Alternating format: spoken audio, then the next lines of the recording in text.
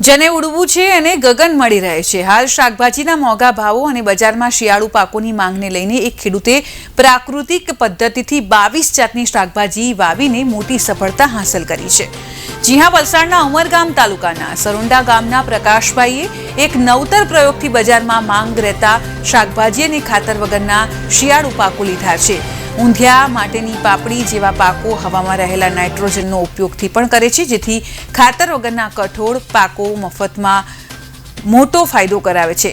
शियाळामां टामेटा, રીંગણા, કોબી, ફ્લાવર, કાંદા, લસણ, પાલક, મૂળા, ધાણા, મેથી સહિતની अन्य શાકભાજી પાકો પણ ઓછા ખર્ચે મબલખ ઉત્પાદન આપે છે। માત્ર સજીવ કે પ્રાકૃતિક ખેતીથી આ પાકો શિયાળામાં બજારને પકડી રાખવામાં અને બજાર ભાવ સારા આપવામાં ખેડૂતને મદદ કરે છે।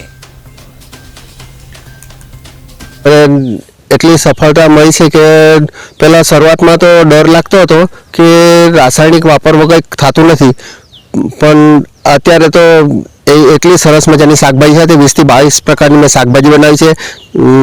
બજારની ડિમાન્ડ જોઈને મેં આ બનાવી છે શાકભાજી।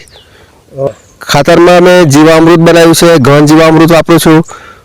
પછી કીટકનાશક માટે અગ્નિઅસ્ત્ર, બ્રહ્માસ્ત્ર, 10 પાણી और जाते ज बनावुं छुं।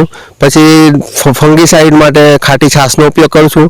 खाटी छाश छांटवाथी आपणे जो जेटली जूनी छाश होय એટલે જો તમે ધારધારે છાંટી દો તો ભૂલથી પણ તમારું નુકસાન અટકી શકે છે।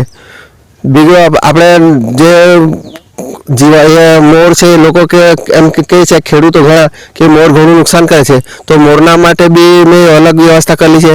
साइड पर जुवारना दाणा नाखी दઉં છું 2-3 ક્યારામાં, જેથી કરીને તે જુવાર જ ખાવા જાય છે અને આપણું નુકસાન કરતા નથી।